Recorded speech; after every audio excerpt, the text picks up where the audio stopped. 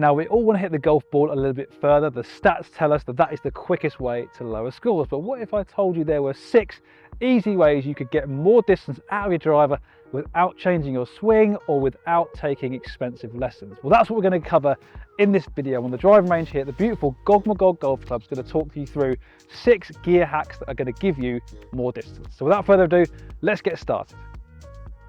Now, the first gear hack for more distance, and arguably the easiest to implement, I think, is just raising the tee height of your golf ball. So typically amateur golfers tend to tee the ball quite low with the driver, and that encourages an attack angle that is too steep into the golf ball. It's going to generate a lot of spin, and it also causes the path to often come out to in. So going too far to the left going to cause a slice and rob you of distance by implementing a glancing blow on the golf ball. So with your tee height, raise it up a little bit, try and have at least half the ball above the crown of the driver. That's going to encourage more of an upward hit on the golf ball, and that increases launch and it also reduces spin. That's a recipe for more distance with your driver. One thing to think about, if you do change your delivery into the golf ball and you have more of an upward attack angle, you might want to think about reducing the loft of your driver. You've got long drivers, they have 2 to 3 degrees of loft on their driver because they hit up on the ball so much. So you might need to tweak the loft to get the best results if you do raise your tee height.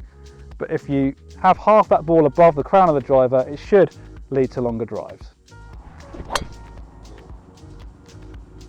Now, the second gear hack, we've kind of already mentioned it in the first one. It's all down to adjusting the loft of your driver. Most drivers these days are adjustable for loft via the hosel. And while I would recommend doing this in consultation with a PGA Pro, there are some gains that you can make by adjusting the loft of the driver, not only to suit a change in your swing, but also the conditions that you typically play. And if you're changing golf courses a lot, it might be worth making tweaks to the loft of your driver to increase that distance potential. For example, if the conditions of the course that you're playing are quite wet and there's not much run out, you might want to think about adding a little bit loft to give you a little bit more height and a little bit more spin, which can increase your carry distance through the air. And obviously, yes, you're not going to get as much rollout, but the conditions are going to negate that. So that's one way you can get more distance. On the flip side of that, if your course is quite firm or quite windy, you want to keep the ball flight down.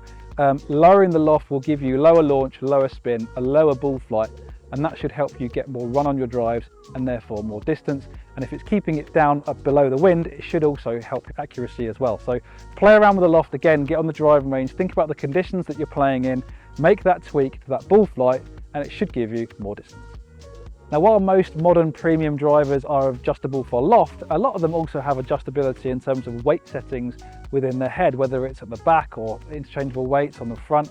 There's different ways you can move weight around to give you more distance potential. Yes, most drivers that you get fitted for, you often just leave the weight settings where they were, but there are ways you can change it to give you more distance potential. So for example, on adjustable drivers, you might better move more weight into the forward position of the head. That's going to give you a lower center of gravity, going to lower the spin. It's going to give you more ball speed and distance. Yes, you might also see a reduction in your accuracy because of that less forgiving setting, but it's definitely a way you can achieve more ball speed and distance. Another way you should be able to get more distance via sliding weights that move laterally is by getting the weight more aligned with your common strike location. So if you know that you're hitting the ball a lot in the toe portion of the face of your driver, having more weight in the toe is going to get more mass behind where you're striking the ball, and that's going to give you more ball speed and hopefully more distance. So really think about whether your strike pattern is moving around, especially if it's moving around based on where it was when you got fitted. It might mean that you need to make a change to give you a little bit more stability and distance from your driver. So think about the movable weight options within the head, could give you more distance overall.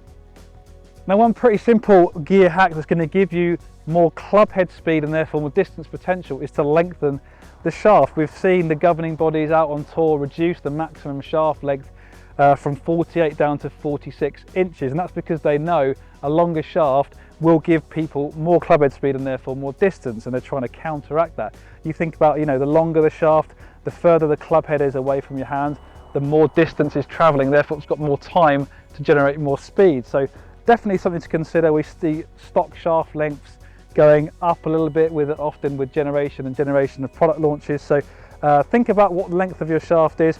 Definitely a longer shaft will give you more speed potential. The only caveat to it is you may well have a reduction in the control and the delivery of the club face. For example, this driver shaft that I've got is actually a little bit shorter than the one I had before because I wanted to have a little bit more control of the direction the golf ball was going. So it's definitely a trade-off. So while a longer shaft might see you lose a little bit of control of where your golf ball is going, it's definitely going to help you increase your club head speed and therefore give you potential for more distance.